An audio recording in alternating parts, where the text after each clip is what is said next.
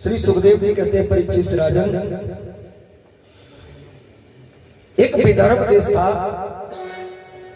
विदर्भ देश में कुंडनपुर नाम की राजधानी थी, जहां के राजा थे महाराज भीष्मक। भीष्मक के पुत्र थे रुक्मी। रुक्मी 5 भाई थे और इनकी बहन थी जिसका नाम था रुक्मणी। रुक्मणी की आवाज छटा प्रभा चंद्रमा सूर्य को भी लज्जित करती है। एक बार मैया आंख में चोली खेल रही थी और जब आंख में चोली खेल रही थी तो आदि शक्ति दिव्य ज्योति जहां पे छिपती है कहीं भी पकड़ जाती है। सखियों के साथ में खेलती है और मां जब छिपती है तो उनके तेज से सखियों को पता चल जाता है, मैया पकड़ी जाती है। साक्षात जिस घर में कमला निवास करे उस महल में 8 पैर प्रकाश ही होता है। एक दिन की बात, सखियों के साथ आंख में चोली खेल लेते। अच्छा, आंख में चोली खेली, देखो रुक्मिणी जी ने आंख में चोली खेली। बच्चे सब कृत्य वही करते हैं जो भगवान ने किए। भगवान ने मिट्टी खाई, बच्चे खाते हैं। मिट्टी की लीला सुनी, मिट्टी खाई भगवान ने, बच्चे भी खाते हैं। भगवान ने आंख में चोली खेली, बच्चे भी खेलते हैं। भगवान ने पतंग उड़ाई तो बच्चे भी उड़ाते हैं। सबसे पहले भगवान ने ही पतंग उड़ाई, तब बसंत पंचमी। उसी दिन से प्रचलन चला है। राम जी ने एक दिन राम पतंग उड़ाई, पहुंची इंद्रलोक में जाए। बड़ी मधुर लीलाएं हैं राम जी की। वास्तव में अगर सुनो तो आनंद ही आता है। और इंद्र की पुत्र वधु जयंत ने वो पतंग पकड़ ली। जयंत इंद्र की पुत्र वधु जयंत की पत्नी ने वो पतंग पकड़ ली। राम जी ने पतंग उड़ाई, बच्चे भी उड़ाते। राम जी ने मिट्टी खाई, बच्चे भी खाते। भगवान कृष्ण ने मिट्टी खाई, बच्चे भी खाते। भगवान ने आंख में चोली खेली, लेकिन राम जी ने आंख में चोली किसी दूसरी तरीके से खेली। आजकल हमने देखा बच्चे आंख में चोली खेलते करते आंख बंद करो, आंख बंद करते, फिर पीछे से मारता, कहता बोलो किसने मारी, ये आंख में चोली। लेकिन ऐसे नहीं खेला। राम जी ने कैसे खेली थी? शर्त रख ली थी, किद्रक खोल ही पहले बोलन वालो, सोई आज खेल में हार। जो पहले बोलेगा वही आंखें खोलेगा। तो चारों भैया बैठे आंखें बंद किए। अच्छा, कितनी देर बैठे रहो, ना कोई बोले ना आंखें खोले, कोई सुनना करे। भरत ने आंखें खोली, ठीक है मामा, कब तक बैठे रहे? भरत ने धीरे से आंखें खोली, बोले नहीं। लक्ष्मण को इशारा किया, कोनी लगाई, शत्रुघ्न को लगाई, तो कहा निकल लो, बैठो रहा। ये बैठे रहे। भरत कीन थोड़ी चतुराई, लखन शत्रुघ्न ले उठाई।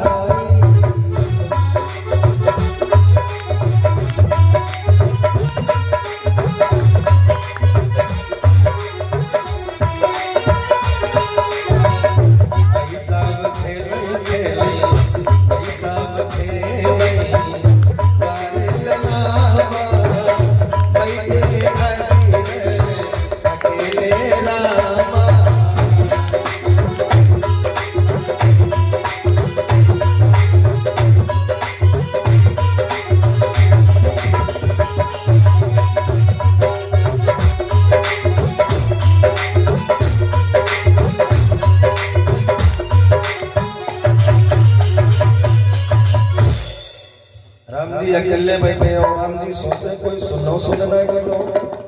सांस तो ले कोई, ले तीनों खेले पाए और ये खेले। भोजन का समय हो गया, दासी आई, लाला भोजन करो चलिए। महाराज दशरथ ने बुलाया। राम जी सोचने लगे 3 और बैठे ना बुला सकते, हम ही दिखाने का हुआ। कोई बैठो हो तो ठीक, कोई है नहीं। जब राम नहीं बोले, आंखें नहीं खोली, भाग करके गई, डर गई। मैया महारानी, राम तो कुछ नहीं बोलते, न बोलते हैं न आंखें खोलते हैं। दौड़ी दौड़ी कौशल्या आई, राम जी को पकड़ के हिला दिया। बेटा राम उठो, कुछ बोलो। राम जी कहने लगे सब पागल है क्या, हम ही भी करेगा। ये 3 और बैठे, इनको नहीं बुला पा रही। नहीं बोले, दशरथ जी आए नहीं बोले। जब किसी के बात नहीं मानते थे तो किसको बुलाया जाता था? तुरंत ही गुरु वशिष्ठ चली आए।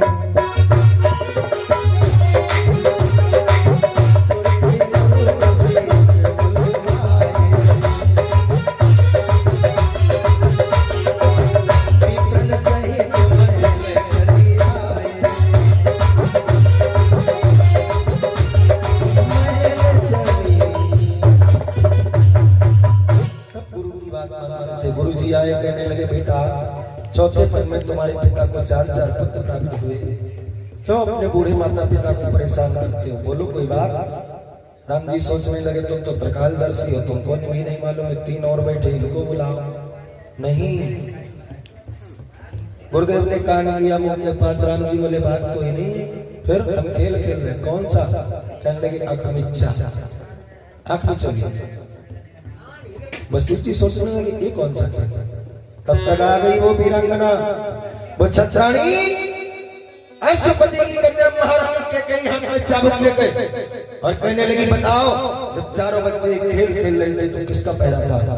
क्योंकि बड़े लोग जो होते हैं, राजा लोग जो होते हैं, उनके बच्चे जब खेलते भी हैं तो पहरा रहता है किसी न किसी का। अब कमला कहे बिमला का, बिमला कहे कमला का, कई कहने लगी सच बताओ किसका पहरा था? कमला कहने लगी महारानी पहरा तो मेरा था। क्या बात हुई? चारों भाइयों ने कहा हम अखमिच्चा खेलेंगे, आप चलिए। लेकिन तुम्हारे बेटे ने, भरत ने राम के साथ धोखा किया। भरत ने हाँ पकड़वा लिया, कई ने सोने के खंभे से बांध दिया, लेकर के चाबुक को पीटने लगी। दुष्ट कुल में कलंक लगाता है, भैया के साथ गद्दारी करता है, आज तुझे जीवित नहीं छोड़ूंगी। पीटने लगी कई, रोने लगे भरत। राम राम हा राम पुकारा, जात भ्रात अब प्राण हमारा। खुलो ना के भैया, मैया को बताओ मैंने कोई गलती नहीं की। जब चिल्लाए भरत, आवाज सुन ली कानों से भरत की, तो राम जी बोले अब हम जीते हैं, अब हम बोलेंगे। करुणा भरे भरत जब बोले, चौकी राम दोनों मृग खोले। और खड़े हो गए, भैया जीते, हम नहीं जीते भैया जीते। लेकिन जीता कौन? राम जी। धिक्कार है ऐसे छोटे भाई को, जिसके सामने बड़ा भाई हार जाए। राम जी सोचते हैं भैयन बीच हारी हुई जाई, नाहक देह बड़े की पाई। छोटे भाइयों के साथ मेरी हार हो जाए, धिक्कार है इसी जिंदगी को। तो ये आंख बिचौली है, श्री सुखदेव जी कहते आंख बिचौली खेलने लगी, लेकिन जहां भी चिट्ठी है वही पकड़ जाएगा। रोज नई नित्य लीला करती है मैया रुक्मिणी सखियों के साथ। एक दिन की बात, कुंडन पर में कुछ सूत गना गए मांगने वाले,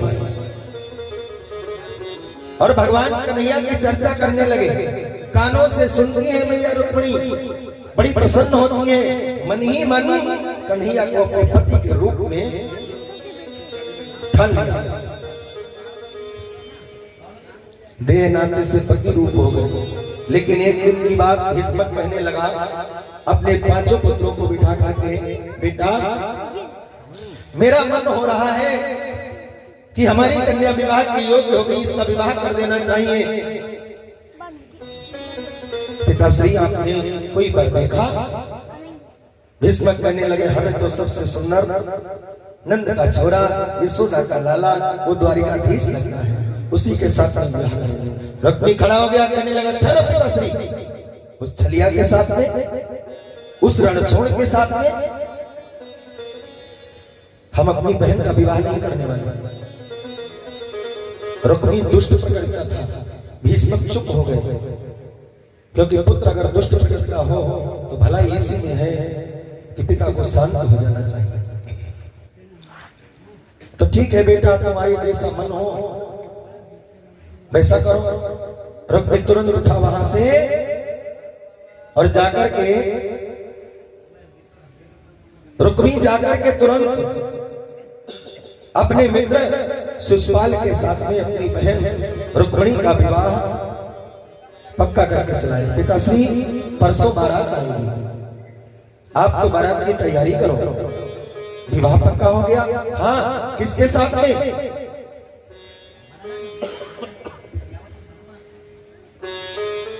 का हमारा मित्र शिशुपाल है, उसके साथ में विवाह पक्का हो गया, परसों बारात आएगी। परसों? हाँ। इतनी जल्दी? मैया रुक्मिणी ने सुना तो रोती रोती भागती हुई अपनी भाभियों के पास गई, हृदय से लिपट के रोई। भाभी कहने लगी, बहन अब तुम्ही को कुछ करना पड़ेगा, तुम जल्दी कोई उपाय करो। तो ये मैया ने चिट्ठी लिखी है 7 श्लोकों में, और लिख करके एक ब्राह्मण को बुलाया, चिट्ठी दे दी, महाराज जल्दी से जाओ, मेरे प्राण धन, मेरी प्राण ज्योति, मेरे सर्वस्व, मेरे तन, मेरे मन, मेरे धन जो मेरे स्वामी हैं उनको पत्र दे दिया। ब्राह्मण देव लेकर के पत्र चले। द्वारिका में पहुंचे भगवान ब्राह्मणों का बहुत सम्मान करते थे, अत्यधिक सम्मान करते थे। चले गए और जब अंदर प्रवेश कर गए तो भगवान ने सुंदर सा सिंहासन दिया, बिठाया, षोडशोपचार पूजन किया। तो भगवान ने कहा, कहो विप्रदेव किस लिए आया? कहा महाराज ये बात सबके सामने कहने वाली नहीं। भगवान बोले किसी से कुछ नहीं छुपा है, ये मेरी धर्म सभा है और इस सभा में किसी से कुछ छुपाया नहीं जाता, जो भी हो सबके समक्ष चाहिए।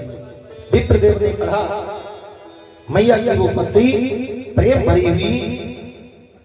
भगवान सोचने लगे, हम भी तो एक नहीं, एक सप्ताह से हम भी रुक्मिणी के यशों का गान सुन रहे हैं। द्वारिका में जो मागस सूत्र बनाते हैं वो उन्हीं का गान सुनाते हैं। भगवान ने भी इधर मन में ठान लिया और उधर मैया रुक्मिणी ने ठान लिया।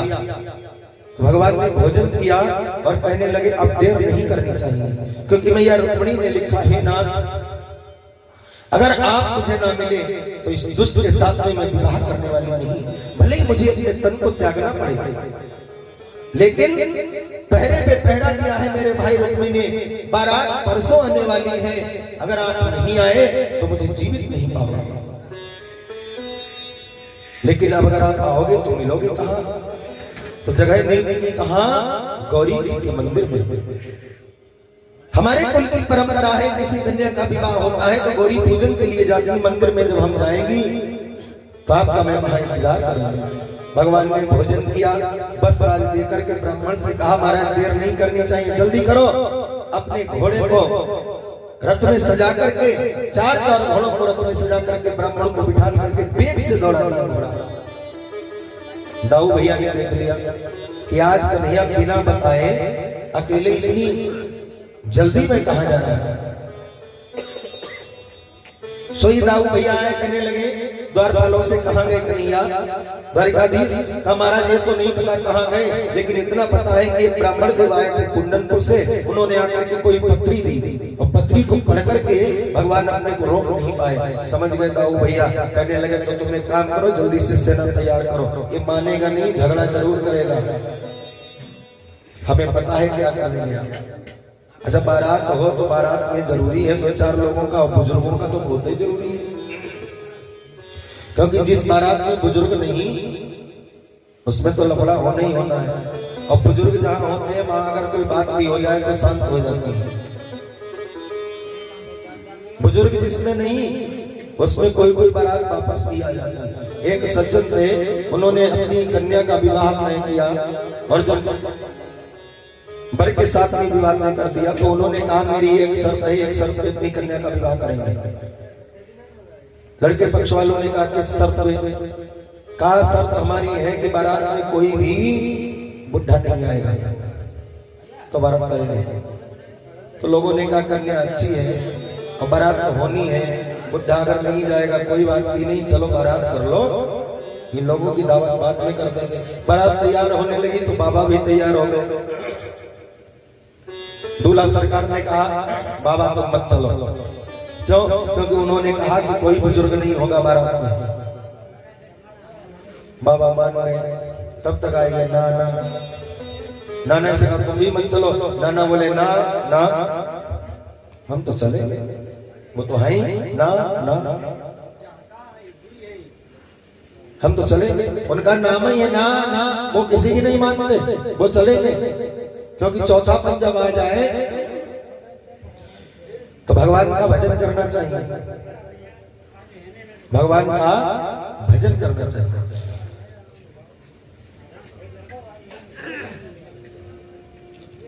देखो आयु हम लोगों को 40 वर्ष की हुई है, मनुष्य को 40 वर्ष की, कुत्ते को 40 वर्ष की, बैल को 40 वर्ष की, उल्लू को 40 वर्ष की, इन सबकी बराबर की है 40-40 वर्ष की।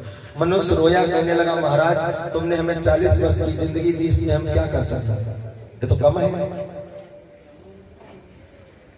बैल आया, कहने लगा महाराज 40 वर्ष मेरे लिए ज्यादा होते हैं, क्योंकि हम कब तक बोझा ढोएंगे। तो भगवान ने कहा एक काम करो, क्या 20 वर्ष मनुष्य को आयु दे दो। अब कितनी हो गई? 60। तब तक कुत्ता आया, कहने लगा महाराज मेरे लिए भी 40 ज्यादा है, हमारी भी कम करो। भगवान ने कहा 20 से भी बढ़ा दो मनुष्य। कितनी हो गई? 80। उल्लू ने कहा महाराज हम कब तक रात में विचरण करेंगे, और किसके यहाँ बैठ करके किसको हम पोसेंगे, या किसको देखेंगे, लोग हमें गालियां देंगे, हमारी भी कम करो। तो 20 उसकी कम कर दिए, मनुष्य की कितनी हो गई? 100। और इन सबसे 20। लेकिन 40 तक ही मनुष्य जीवन जी पाता है। 40 के बाद में जब आगे बढ़ता है तो उसकी अवस्था क्या होता है? बन जाता है, तो गधों के समान, जैसे बैल के समान बोझा ढोने लगता है। कहीं जब पोता ला दे, कहीं उसे ला दे, कहीं उसे ला दे, जो बोझा ये लाने में, कहीं वो लाने में। और 60 के बाद में कुत्ते जैसी हालत हो जाती है कि घर में बस पड़े रहो, रखवाली करते रहो, यही काम होता है कुत्ते का। और 80 के बाद में कर कुछ नहीं सकते, बस टुकुर टुकुर देख सकते हो, जो मिल जाए वो ठीक है, नहीं तो कोई बात नहीं। बोलो गोविंद भगवान की। जिंदगी 40 के ऊपर जब हो तो भजन करना चाहिए। और ये संकेत देते हैं पोता, क्योंकि जब पोता हो जाते हैं तो पोता कहते हैं बाबा जब तुम्हारी 40 की हो गई बन जाओ बाबा, बाबा बनो। लेकिन बिटिया को अल्लाह हो जाए तो कहते ना ना, वो मना कर दे ना ना।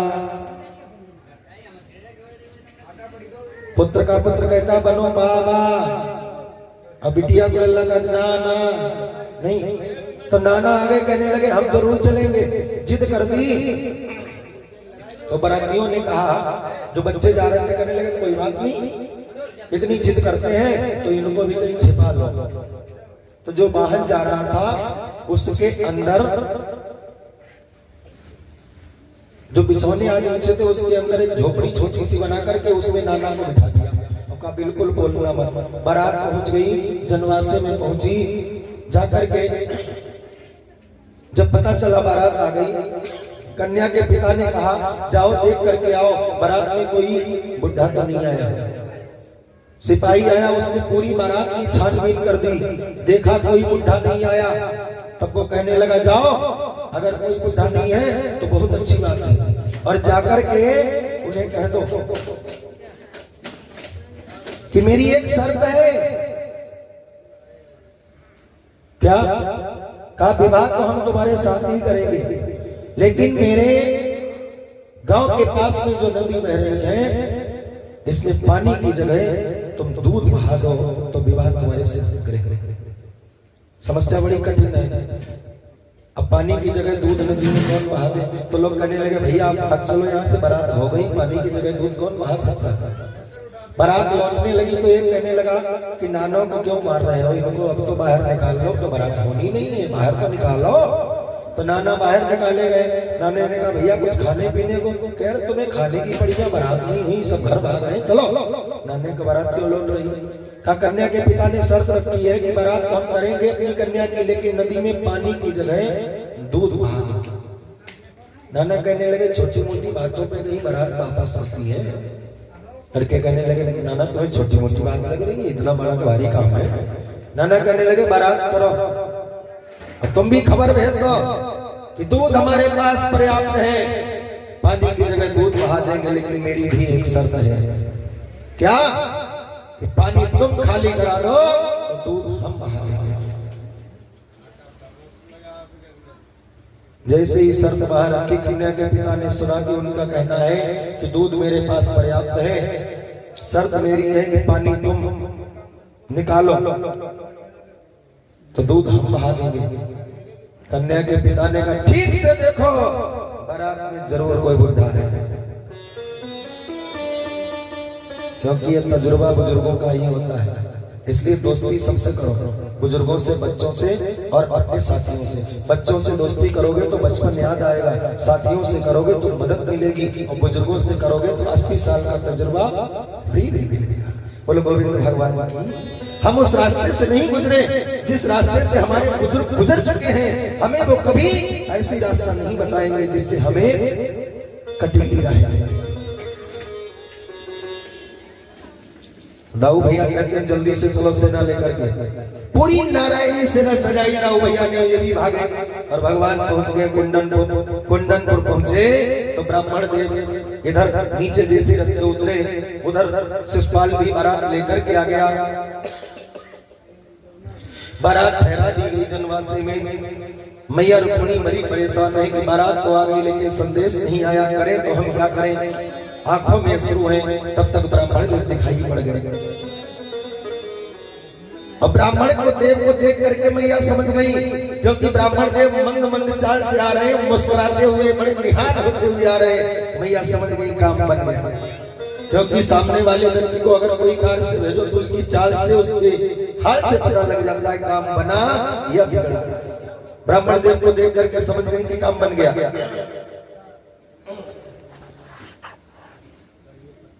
चिट्ठी पढ़ी तो बड़े प्रसन्न हुई मैया। भगवान जैसे ही आए सबने देखा, अरे ये तो द्वारिकाधीश है। खबर फैल गई और इधर रुक्मी आया, कहने लगा अपने पिता भीम से, पिताश्री जल्दी से परीक्षा की तैयारी करो, क्योंकि हमने उस दिन रोक नहीं कर पाई थी, केवल हम बारात पक्की करके आए। सोई भीष्मक जी थाली सजा करके फल मिष्ठान आदि लेकर के जा रहे थे रुक्मी की रोक करने। सोई सामने द्वारिकाधीश नजर आ गए। चरणों में मस्तक झुकाया, भेंट की, और जैसे चरणों में मस्तक झुकाया, भेंट की, भीष्मक के साथ सैनिक थे, उन्होंने समझा कि दूल्हा सरकार यही है। सारी भेंट जितनी लिए जा रहे थे सब भगवान के चरणों में चढ़ा दिया। भगवान कहने लगे इस सब की क्या जरूरत थी। लोग देखे निहाल हो, कुंडनपुर के दूल्हा तो बड़ा सुंदर है, हमारी कन्या का विवाह होगा तो कितना अच्छा रहेगा। अरे वाह दूल्हा सरकार कितने सुंदर लग रहे हैं। रथ में बिठाया, अहो भाग्य हमारे जो द्वारिकाधीश पधारे, चलो हमारे महल में, क्योंकि कन्या का विवाह महाराज विवाह संपन्न करवा के जाइएगा। भगवान कहने लगे हम इधर से निकल रहे थे तो इसलिए हमने सोचा लाओ मिलते हुए चले। अब दूल्हा सरकार को बैठे, भगवान कन्या रखते बैठे, रथ जा रहा तो जो देखे वो कहे दूल्हा तो बहुत सुंदर, दूल्हा तो बहुत सुंदर, अरे वाह कितना सुंदर दूल्हा। भीष्मक ने कहा जाओ सैनिक से इन सबको चुप कराओ, रुक्मी सुन लेगा तो बवाल मच जाएगा। ये दूल्हा सरकार नहीं है, बताओ इन सबको। बताया ये दूल्हा सरकार नहीं है, तो सब दुखी होने लगे। भगवान जब महल के किनारे पहुंचे तो भगवान को एकदम होश आया, हमें तो मिलना है गौरी मंदिर में। सोई कहने लगे महाराज बस इतनी सेवा स्वीकार करो, फिर जब कभी मौका मिलेगा तो हम जरूर आएंगे। इतना कह करके भगवान चल दिए। और इधर मैया ने एक थाली सजाई गौरी पूजन के लिए। गौरी पूजन चली संग सखियां भली, कुंडन भाली हर अदा उनकी फूलों की डाली। गौरी पूजन चली संग सखियां भली, कुंडन भाली हर अदा उनकी फूलों की डाली।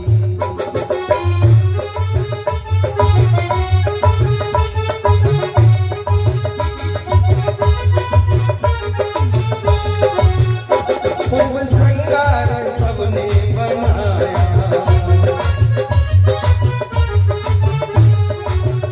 फूल चुन चुन के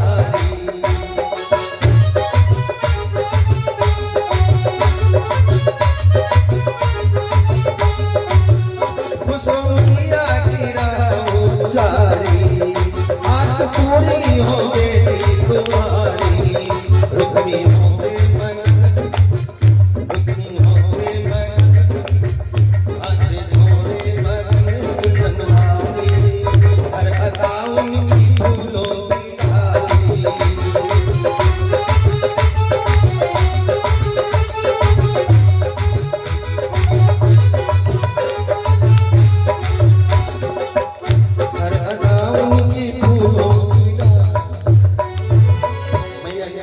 थाली सजाई गौरी पूजन के लिए चल दी। भगवान कन्हैया आकर के मंदिर में खड़े हो गए, छिप गए। मैया गौरी को प्रणाम किया, मैया ने देख नहीं पाया, भगवान कन्हैया दरवाजे के पास खड़े।